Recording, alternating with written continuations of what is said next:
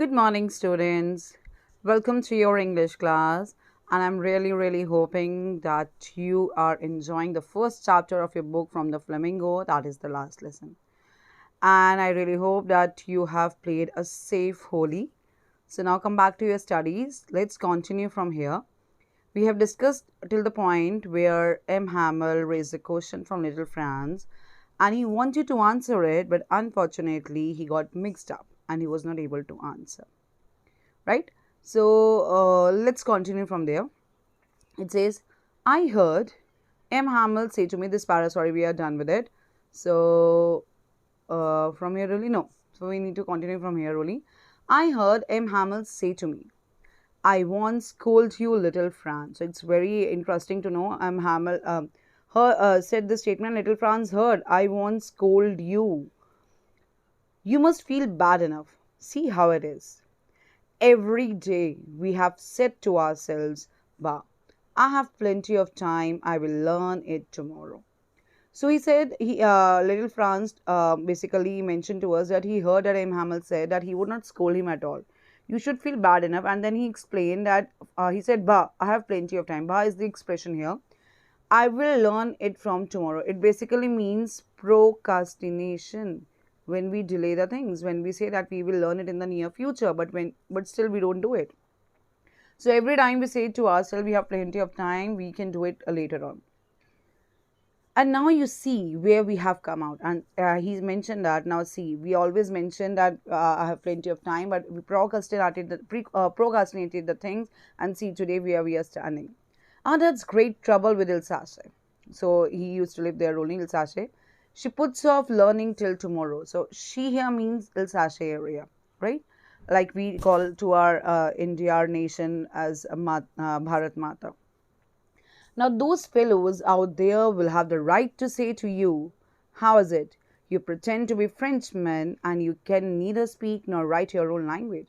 So he said that, see, those fellows means those German people, they are having a right. Now they can say to us that you pretend to be the Frenchmen only. You pretend that you're French people, but unfortunately you can't even speak properly and now you can't even write it properly. But you're not the worst. Poor little Franz. We have all a great deal to reproach ourselves with. So he said, it's not only you are at here, you're not the only worst. There are a number of people we all have always procrastinated the things. We have always said to ourselves that we will learn it from tomorrow onwards. So this line is important. We have all a great deal to reproach ourselves with. We always tell to ourselves earlier that we will learn it, but unfortunately we did not. This line and the next para, they are connected to each other and they are having the same meaning. So this para also says about your parents were not anxious enough to have you learn.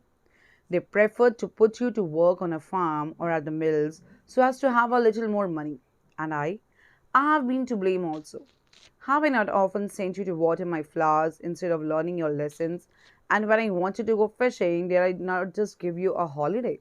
So he said that, see, even your parents were at the fault. They have not sent you, and especially the other people also, they have not sent the children to the school because they wanted that you should go to the farm or to the mills to earn the more money. So obviously, they were more interested for that. And on the other side, even I have given you a holiday also. Some of the times I want to water the flowers instead of teaching you. Some of the time I wanted to go for the fishing. So basically, there is no particular one side to blame about of not learning the language. We always delay the things. Some of the times the children, then the parents, they wanted the children to go to on the money. Some of the times even I have given a holiday also. Then from one thing to another, M. Hamel went on to talk of the French language, saying that it was the most beautiful. Now this is very important here. Now here in this para, he is going to tell about the importance of French language. So I'm telling you here importance of French language that you need to understand, right? So this para says that importance, that how this French language is the most beautiful language, right? So next it says about it. Yeah, most beautiful language in the world. Now you need to underline all this, like clearest, logical, and we must guard it among us, never forget it. So he said it's the most clear, logical, beautiful language. We must guard it, we must save it.